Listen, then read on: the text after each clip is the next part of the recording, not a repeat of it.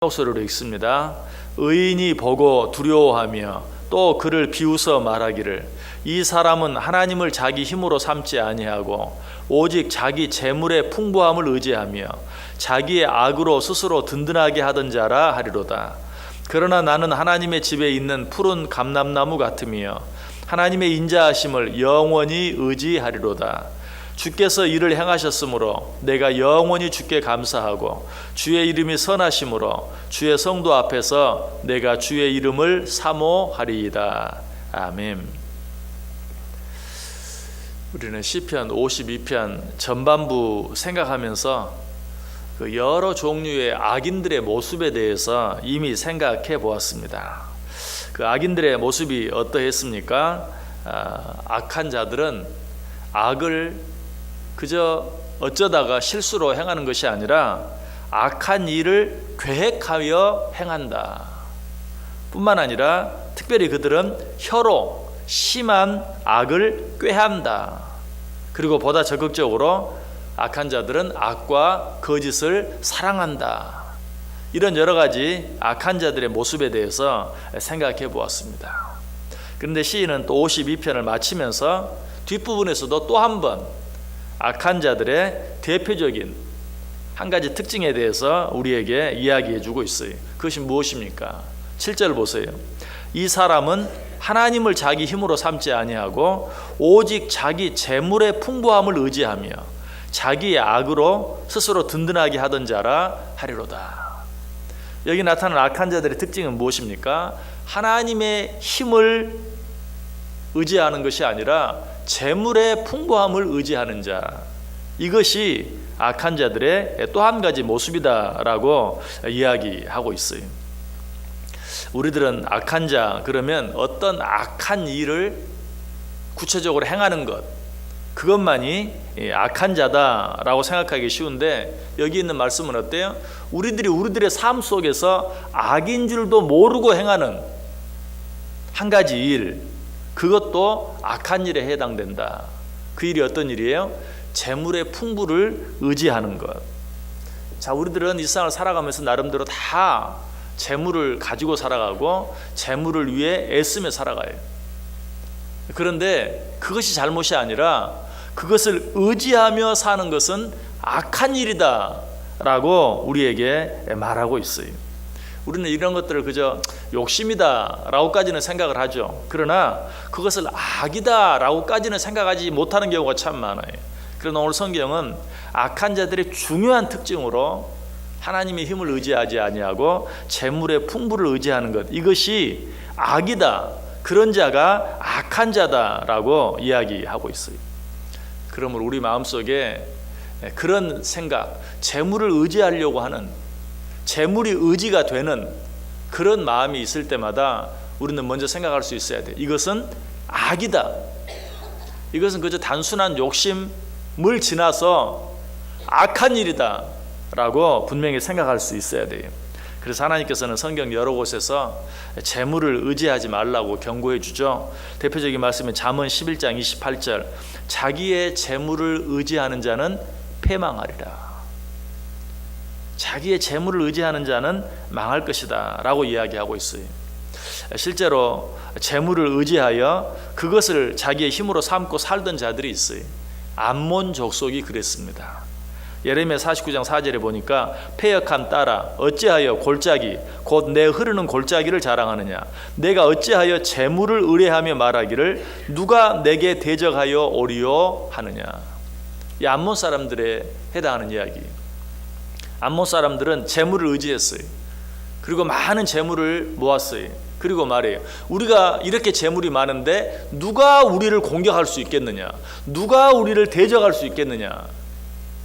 결국 그들은 하나님의 힘을 의지하고 하나님의 힘을 두려워하며 사는 것이 아니라 재물의 힘을 의지하고 살았던 것을 분명히 이야기해 주고죠. 자, 그런데 하나님께서는 그들을 뭐라고 책망합니까? 바로 그 다음 절 예레미야 49장 5절에 주 만군의 여호와의 말씀이니라. 보라, 내가 두려움을 내 사방에서 내게 오게 하리니 너희 각 사람이 앞으로 쫓겨나갈 것이요 도망하는 자들을 모을 자가 없으리라. 암몬 사람들은 뭐라고 말해요? 내가 이제 재물을 많이 모았으니 누가 우리를 대적하겠느냐? 라고 말했는데 하나님은 아니다. 내가 오히려 두려움이 사방에서 몰려오게 만들 것이다. 글쎄요, 얼마나 재물을 많이 가지고 살아보셨는지 모르지만 정말 재물을 많이 가지고 살아본 적이 있다면, 그렇게 살고 있다면 재물을 많이 갖지 않은 사람은 모르는 특별한 두려움이 있는 것을 아마 아실 거예요. 재물을 많이 가지고 산다는 것이 얼마나 두려운 일인가. 재물을 가지고 살지 않는 사람들은 재물만 많이 있으면 두려움이 없을 것 같아요. 그런 생각이 들죠. 사실 정말 그래요. 평생 걱정 없이 먹고 살 돈이 있다면 얼마나 편할까. 내가 무슨 두려움이 있을까. 그러나 재물을 정말 가져보지 않은 사람의 생각일 뿐이에요. 재물을 정말 가지고 사는 사람, 평생 다 쓰고도 못 쓸 만큼 많이 있는 사람이 가지는 특별한 두려움, 그것은 재물이 좀 부족해서 느끼는 두려움과는 비교되지 않아요. 오늘 하나님 분명히 이야기, 네가 재물을 의지하면서 누가 우리를 대적하겠느냐라고 말하느냐? 내가 너에게 말한다. 사방에서 두려움이 몰려오게 하겠다. 그래서 네가 무엇인가에 쫓겨 도망하려고 할 때 도망할 길조차 없게 만들겠다 라고 무섭게 암몬 사람들을 향해서 경고하고 있는 것을 보게 돼요. 이런 내용에 대해서는 우리가 이미 시편 49편을 생각해 보면서도 생각했어요. 자, 우리 시편 49편을 한번 돌아가 보세요. 그 말씀만 다시 한번 읽어보죠. 시편 49편 6절에서 10절까지 재물에 대해서 뭐라고 말하고 있는지. 시편 49편 6절에서 10절 한 절씩 교독합니다. 제가 6절 읽습니다. 자기의 재물을 의지하고 부유함을 자랑하는 자는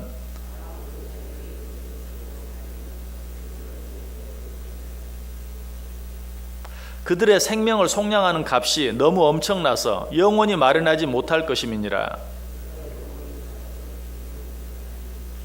그러나 그는 지혜 있는 자도 죽고 어리석고 무지한 자도 함께 망하며 그들의 재물은 남에게 남겨두고 떠나는 것을 보게 되리로다. 아멘. 자, 16절부터 시편 49편 16절부터 20절까지 역시 한 절씩 교독합니다. 제가 16절 읽습니다. 사람이 치부하여 그의 집에 영광이 더할 때에 너는 두려워하지 말지어다.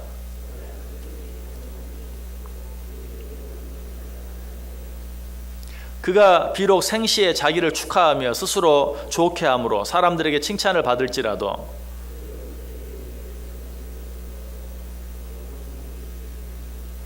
20절 같이 읽습니다. 존귀하나 깨닫지 못하는 사람은 멸망하는 짐승 같도다. 아멘. 재물이 아무리 많이 있어도 그것을 일상 떠나면서 가지고 갈 자가 없다. 아니, 이 일상에서도 그것을 다 누리지 못하고 다른 사람이 취하해 가는 것을 보게 될 것이다 라고 이야기하면서 마지막 결론이 뭐예요? 존귀하나 깨닫지 못하는 사람은 멸망하는 짐승 같도다. 이 말은 결국 무슨 말입니까? 그저 재물이 최고인 줄 알고 그것을 의지하며 사는 자들은 사람 같으나 짐승이다. 짐승과 똑같은 것이다 라고 이야기하고 있어요. 그렇습니다. 일상에서 가장 어리석은 자의 모습은 하나님을 의지한다고 하면서 하나님보다도 재물을 의지하고 하나님을 믿고 산다고 하면서 하나님보다 재물을 더 두려워하는 것, 이것이 가장 어리석은 것이. 왜? 성경은 뭐라고 말하죠? 사람이 두 주인을 섬길 수 없다라고 이야기하고 있어요. 하나님을 섬긴다고 하면서 재물을 의지하는 것은 결국 하나님을 섬기는 것이 아니라 재물을 섬기는 것이다.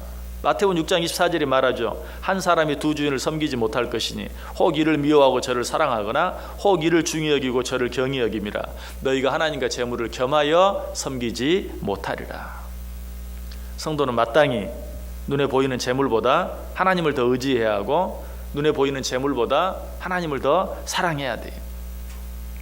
재물을 의지하거나 사랑하면 하나님과 재물 둘 다 잃어버리게 됩니다. 그러나 하나님을 사랑하게 되면 하나님과 재물 둘 다 얻게 됩니다. 재물은 영원한 것이 아니, 일상에서 육신을 가지고 살아가는 동안 잠깐 동안만 필요한 것일 뿐이에요. 그럼에도 불구하고 이것을 영원토록 소유할 수 있는 것처럼 생각하고 그것을 의지하고 사랑하는 것은 악한 일이라고 이야기하고 있어요. 재물은 사랑할 대상이 아니라 필요한 대로 사용할 대상이에요.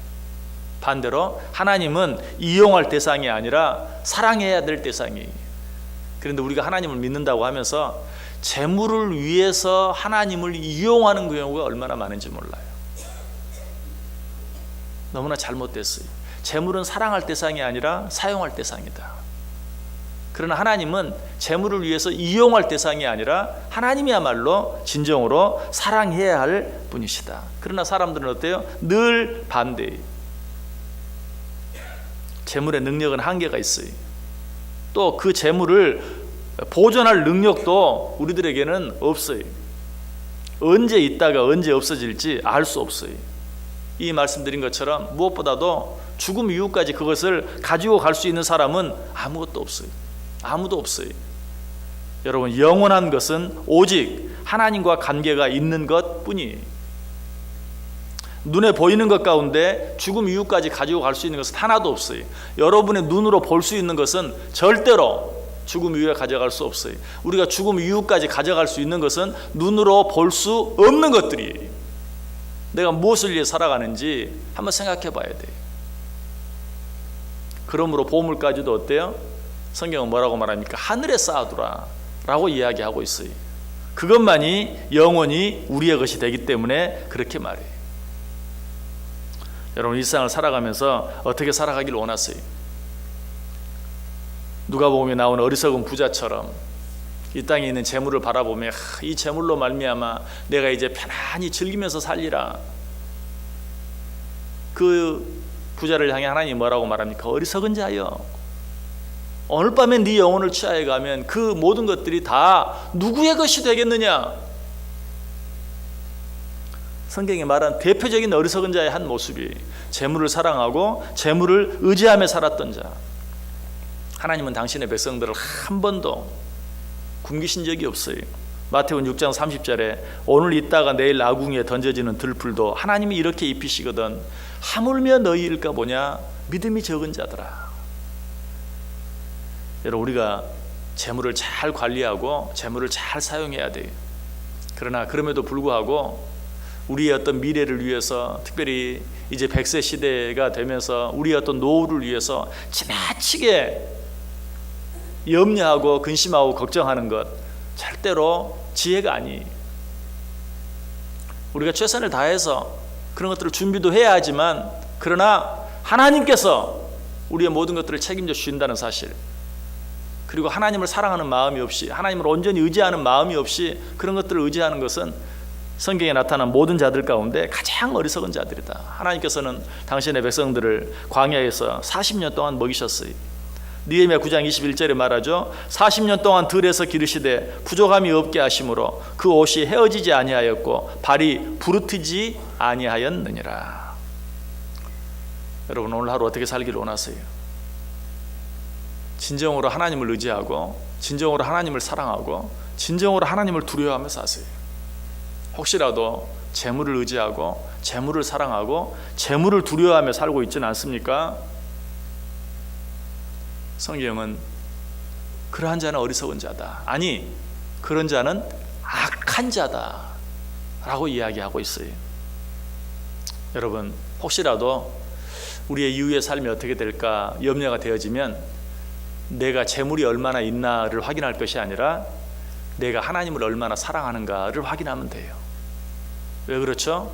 성경이 이렇게 말하기 때문에 하나님을 사랑하는 자, 곧 그 뜻대로 부르심을 입은 자들에게는 모든 것이 합력하여 선을 이루느니라. 그러므로 미래가 걱정이 됩니까? 어쨌든 불투명한 우리의 어떤 앞날, 아무리 생각해봐도 계산이 나오지 않는 부족한 우리의 재물, 이런 것 때문에 염려가 됩니까? 그때 우리는 다시 한번 재물을 또 세고 셀 것이 아니라 내가 하나님을 얼마나 사랑하고 있는가, 그것을 확인해 봐야 돼. 하나님을 사랑하기만 하면, 하나님을 사랑하는 자, 곧 그 뜻대로 부르심을 입은 자들에게는 모든 것이 합력하여 선을 이룰 것이기 때문에 사탄이 우리를 넘어뜨리기 위해서 가장 잘 사용하는 무기가 재물이에요. 왜 그렇죠? 여러분, 낚시할 때 미끼를 뭘로 씁니까? 내가 잡으려고 하는 물고기가 가장 좋은 미끼를 쓰죠. 왜 사탄이 우리를 넘어뜨리기 위해서 재물을 사용합니까? 우리 인간이 가장 좋아하는 것이 재물이기 때문에 사탄은 그 재물을 가지고 우리를 시험하고 유혹하고 결국은 넘어뜨리는 것이, 오늘 하루 눈에 보이는 그 어떤 것보다도 눈에 보이지 않는 하나님 사랑하며 살 수 있기를 바랍니다. 눈에 보이는 것은 영원한 것이 없습니다. 눈에 보이지 않는 것만이 영원합니다. 눈에 보이는 것, 우리가 죽음 이후까지 가져갈 수 있는 것 아무것도 없습니다. 눈에 보이지 않는 것만 가져갈 수 있습니다. 이 하루 이 사실 잊지 아니하고 눈에 보이지 않는 하나님 더 의지하고 눈에 보이지 않는 하나님 더 사랑하고 눈에 보이지 않는 하나님만 두려워하며 살아갈 때 우리를 진정으로 두렵게 하는 다른 모든 것들은 다 우리를 떠나가고 하나님만이 주실 수 있는 진정한 기쁨과 평안이 넘치는 복된 삶 살아갈 수 있기를 주님의 이름으로 간절히 축원합니다.